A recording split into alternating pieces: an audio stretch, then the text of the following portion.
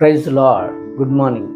మన ప్రభువును రక్షకుడైన యేసుక్రీస్తు పరిశుద్ధ నామంలో యేసుతో అనుదినము అనే ఈ పరిచర్య ద్వారా ప్రతిదినము దేవుని యొక్క శ్రేష్టమైన వాక్యాన్ని వింటున్న మీ అందరికీ నా హృదయపూర్వక శుభములు. నా ప్రియ సహోదరి సహోదరుడా, ఈరోజు దేవుడు మనతో మాట్లాడుచున్న మాటను విందాం. దానికి ముందుగా చిన్న ప్రార్థన చేసుకుందాం. మహాగణుడా, పరిశుద్ధుడైన మా తండ్రి, దయా కనికరం గల మా దేవా, నీకే స్తోత్రాలయ. సమస్త ఆత్మలకు కాపరువైన మా ప్రియ పరలోక తండ్రి, ఈరోజు నువ్వు మాతో మాట్లాడుచున్న మాట ప్రకారంగా నాయన నీవే మమ్మల్ని సరిచేయండి అయ్యా. నాయన, మాలో నీకు ఇష్టమైన ప్రతి క్రియ నుంచి మమ్మల్ని మీరే దూరపరిచి నీ మార్గంలో నడిపించమని, ఈ వాక్యం ఉంటున్న ప్రతి ఒక్కరిని మీరే దీవించి ఆశీర్వదించి వారి కుటుంబాలలో అనేకమైన మేలులతో మీరే తృప్తిపరచమని యేసయ్య పుణ్యనామంలో ప్రార్థించి వేడుకొనిచున్నామా యెహోవా తండ్రి, ఆమేన్. God bless you. దేవుడు ఈరోజు మనతో మాట్లాడుతున్న మాట ఏంటంటే, సామెతల గ్రంథము 16:32 మనం చూస్తే, పరాక్రమశాలి కంటే దీర్ఘశాంతం గలవాడు శ్రేష్ఠుడు, పట్టణమును పట్టుకొని వానికంటే తన మనసును స్వాధీనపరుచుకునేవాడు శ్రేష్ఠుడని. చాలా శ్రేష్టమైన వాక్యం ఇది. ఈ వాక్యం చదువుచుండగా ఎంత బలము ఉన్నా మనకి మనసు కానీ మనకి కుదుట లేకపోతే తన బలంతో ఏమీ చేయలేడు. హీరో అన్నవాడు జీరో అయిపోతాడు. తెలుగు సామెత ఉంటుంది కదా, పరిగెత్తి పాలు తాగే కన్నా నిలబడి నీళ్లు తాగటం చాలా శ్రేయస్కరం. ఎందుకంటే మన పరిగెత్తి పాలు తాగితే ఒక్క కుక్క కూడా మన నోట్లోకి వెళ్ళదు. అదే నిలబడి ప్రశాంతంగా నీళ్లు తాగితే హ్యాపీగా మనం సేద తీర్చుకోగలం. మానవుడు ఆశాజీవి. సంపాదించిన కొలది ఇంకా సంపాదించాలనుకుంటాడు, ఎంత ఉన్నా ఇంకా కావాలంటాడు. ఎందుకంటే తృప్తి లేని జీవితంతో జీవిస్తుంటాడు. మనిషి అనేవాడికి ఖచ్చితంగా తృప్తి ఉండాలని. తృప్తి ఉంటేనే మనం దేన్నైనా సాధించగలం, ఎక్కడైనా మనశ్శాంతిగా ఉండగలం. తృప్తి లేకపోతే మైండ్కి ప్రశాంతత ఉండదు. ఈరోజు వాక్య ప్రకారంగా పరాక్రమశాలికి బలముండి ఎంతమందినైనా ఎదుర్కొనే శక్తి ఉండి, ఆర్థికంగా పలుకుబడిలో అలాగే ఇంకా అనేకమైన విధాలుగా ఒక మంచి క్రెడిబిలిటీ ఉన్న వ్యక్తి, సొసైటీలో మంచి గౌరవ ఘనతలు ఉన్న వ్యక్తి అయినప్పటికీ కూడా అతనికి కానీ తన హృదయంలో దీర్ఘశాంతము లేకపోతే అతనికి ఉన్న అన్ని క్రెడిబిలిటీస్ అన్నీ కూడా వ్యర్థమైపోతాయి. బైబిల్లో పరాక్రమశాలి ఎవరు అంటే మనం ఒక వ్యక్తిని చెప్పకుండా ఉండలేం. ఎవరు చెప్పండి? సంసోను లాంటి పరాక్రమశాలి బైబిల్లో ఎక్కడ లేడు. అతడు ఎంత పరాక్రమశాలి అంటే, తిమ్నాతు ద్రాక్ష తోట గుండా వెళ్ళిపోతుండగా ఒక సింహం అతన్ని అటాక్ చేయబోతే ఆ సింహాన్ని మేకపిల్లలాగా చీల్చేశాడు. అంత గొప్ప పరాక్రమశాలి. అంతేకాదు, అతడు ఎంత పరాక్రమశాలి అంటే, ఫిలిస్తీయురాల్ని లవ్ చేస్తాడు. లవ్ చేసి ఆ అమ్మాయిని వివాహం చేసుకుంటానని తల్లిదండ్రులతో పోరాడతాడు. వద్దు అన్నా సరే వినడు. సంబంధం కుదిరింది, వివాహం అయితే ఇంకా కాలేదు. ఈలోపు ఆ అమ్మాయి దగ్గరికి వెళ్ళాడు. వెళ్ళగానే ఒక పొడుపు కథ పొడిచాడు. ఆ పొడుపు కథను పొడిచేసరికి అక్కడ ఉంటున్న కొంతమంది ఫిలిస్తీన్లు 30 మందిని ఉన్నారు. ఈ పొడుపు కథకి ఎవరైతే ఆన్సర్ చెప్తారో వారికి నేను బట్టలు పెడతాను. ఒకవేళ మీరు కానీ పొడుపు కథకు ఆన్సర్ చెప్పకపోతే మీరు నాకు బట్టలు పెట్టాలని. ఆ పొడుపు కథ చెప్పడానికి మనకు సమయం సరిపోదు కనుక స్టోరీ అంతా మనకు తెలుసు. వారు బలవంతంగా వచ్చి ఆ సంసోను చేసుకోబోయే అమ్మాయిని వార్నింగ్ ఇస్తారు. నువ్వు కానీ సంసోను ద్వారా ఆ పొడుపు కథకు అర్థం కానీ నువ్వు చెప్పకపోతే నిన్ను నీ తండ్రి ఇంటిని కాల్ చేస్తామనేసరికి భయపడిపోయి ఆ అమ్మాయి ఫిలిస్తీయురాలు సంసోను అడిగితే సంసోను ఆన్సర్ చెప్పేస్తాడు. ఆ ఆన్సర్ వీరు కూడా చెప్పేస్తారు. ఆ కోపంతో చెప్పేస్తారనే ఒక గిల్ట్తో ఏం చేశాడంటే ఆ ఊరి నుంచి వెళ్ళిపోయి చాలా కాలం వరకు రావట్లేదని చూసి ఈ యొక్క ఫిలిస్తీయురాలి యొక్క తండ్రి, సంసోను చేసుకోబోయే అమ్మాయి యొక్క తండ్రి మరొక వ్యక్తికి ఇచ్చి వివాహం చేసేస్తాడు. వివాహం చేసిన తర్వాత అప్పుడు సంసోను వస్తాడు. వచ్చేసరికి మరొక పురుషునికి భార్య అయిపోయి ఉంది, ప్రేమించిన అమ్మాయి. అవమానంతో కోపంతో ఈ ఫిలిస్తీన్లు ఏదో చేసేయాలని కోపంతో ఏం చేస్తాడంటే, అక్కడ ఉంటున్న ద్రాక్ష తోటలు, అక్కడ ఉంటున్న ఫిలిస్తీన్ల యొక్క ఆస్తి భూభాగాలన్నింటినీ కూడా ఏదో రకంగా నాశనం చేయాలని 300 నక్కలను పట్టుకొని 300 నక్కలు పట్టుకొని నక్క తోకకు ముడేసి ఆ రెండింటి మధ్యన అగ్ని కాగడ పెట్టి ఆ యొక్క ఫిలిస్తీన్ల యొక్క పంటల్లోకి వదిలేశాడు. చూడండి, ఇక్కడ విషయం ఏంటంటే అతడు ఎంత పరాక్రమశాలి అనేది మనం చూసినట్లయితే నక్క మనిషిని చూస్తే పారిపోద్ది, కనబడదు, చాలా స్పీడ్గా పరిగెడుతుంది.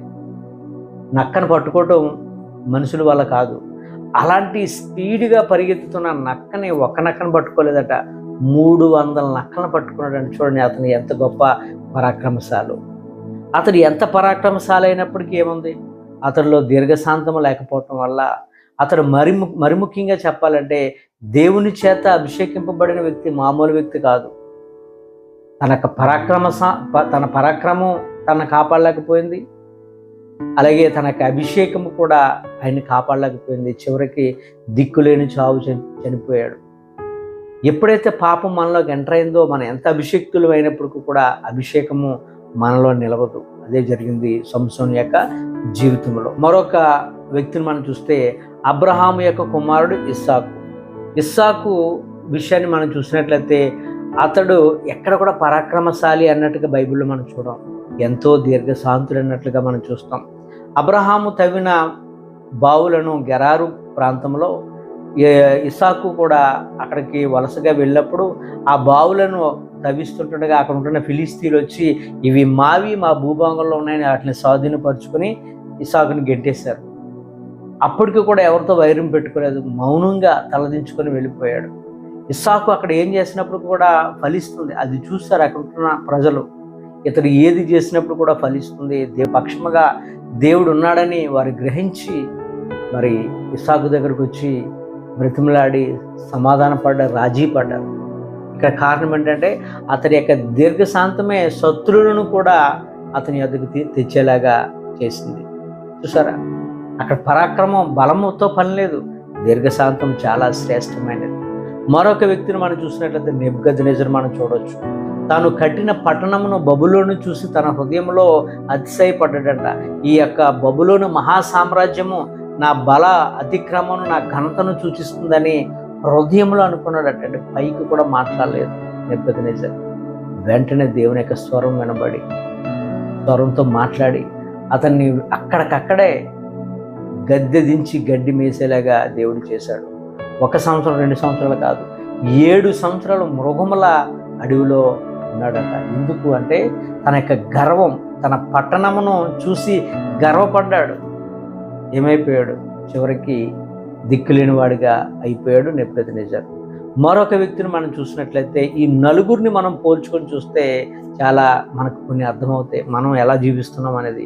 యోసేపును మనం చూడొచ్చు, యాకోబు కుమారుడైనటువంటి యోసేపును. ఈ యొక్క యోసేపు బానిసగా అమ్మివేయబడ్డాడు ఎక్కడ, ఐగుప్తులో. అక్కడికి వెళ్ళిన తర్వాత అతనికి అనేకమైన శోధనలు వచ్చాయి, కష్టాలు వచ్చాయి, ఇబ్బందులు వచ్చాయి. అప్పటికి కూడా అతడు బాలుడిగా ఏమీ లేడు, యుక్త వయసు వచ్చినవాడు, సుమారుగా 16-17 సంవత్సరాలు ఉండొచ్చు. ఆ టైంలో అతనికి శోధన వచ్చింది, పాపం చేయడానికి అవకాశం ఉంది, పాపం చేస్తే అనేకమైన గిఫ్ట్లు వస్తాయి. కానీ ఏ గిఫ్ట్కి అతడు టెంప్ట్ అవ్వలేదు, తన హృదయాన్ని కంట్రోల్ చేసుకున్నాడు. తను ఒకటే అంటాడు, నాకు ఈ యొక్క అధికారం ఇచ్చిన నా అధికారికిని నా పరమ తండ్రికిని నేను ఎన్నడూ పాపం చేయనని అక్కడి నుంచి పారిపోవటం వల్ల అతనికి శోధన వచ్చింది, జైలుకి వెళ్ళాడు, కష్టాలు కొని తెచ్చుకున్నాడు. శ్రమల్లో కష్టాల్లో ధైర్యంగా నిలబడ్డాడేమో.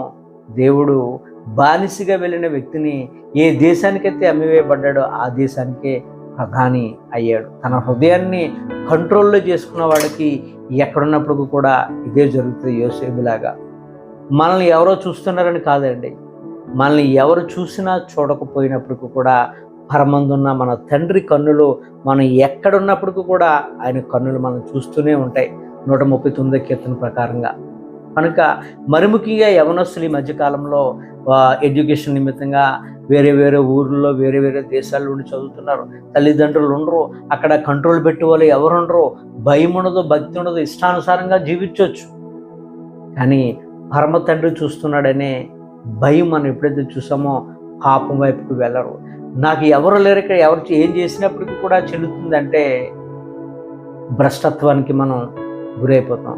ఇక్కడ మనం ఇద్దరు వ్యక్తులు మనం తీసుకుంటే, దావీదట యుద్ధానికి వెళ్ళవలసిన సమయంలో యుద్ధానికి వెళ్లకుండా, తన హృదయాన్ని కంట్రోల్లో పెట్టుకోకుండా స్నానం చేస్తున్న స్త్రీని చూశాడు, బెత్షెబాను. దేవునికి దూరం అయిపోయాడు. ఎవరో చూడలేదనుకున్నాడు అని ప్రభు చూశాడు. ఇక్కడ యోసేపుని మనం తీసుకుంటే, యోసేపు అవకాశం ఉంది పాపం చేయడానికి, కానీ నా పరమ తండ్రి చూస్తున్నాడు, నేను పాపానికి నేను ఎప్పుడు వెళ్ళనని పారిపోయాడు. కనుకనే వెళ్ళిన దేశానికి ప్రధాని అయ్యాడు. ఇక్కడ మనకి రెండు దారులు ఉన్నాయి. పాపం చేయడానికి అవకాశం ఉంది, ఆ పాపాన్ని మనం నెట్టేసి బయటికి పోయే అవకాశం కూడా మన దగ్గర ఉంది. రెండు మార్గాలు మన దగ్గరే ఉన్నాయి. Choice is yours. ఏ మార్గంలో వెళ్ళినా మనల్ని అడిగే వాళ్ళు ఎవరు ఉండరు, కానీ పరమ తండ్రికి మనం లెక్క అప్పగించే వాళ్ళుగా ఉన్నాం. మనిషి అనేవాడికి అన్ని పోరాటాలే. ఈ పోరాటాల నుంచి గెలవాలి అంటే దేవుని మార్గాలను మనం అనుసరించి నడిస్తే, ప్రతి పోరాటం మన దగ్గరకు వచ్చినప్పుడు కూడా, మనం అపాయంలో ఉన్నప్పటికీ కూడా ఉపాయాన్ని ఇచ్చే దేవుడు మన పక్షంగా ఎప్పుడూ ఉంటాడు. ప్రభు మార్గంలో జీవిద్దాం. ఈ కొద్ది మాటలు దేవుడు మనందరి జీవితంలో నెరవేర్చును గాక. ఆమేన్. God bless you.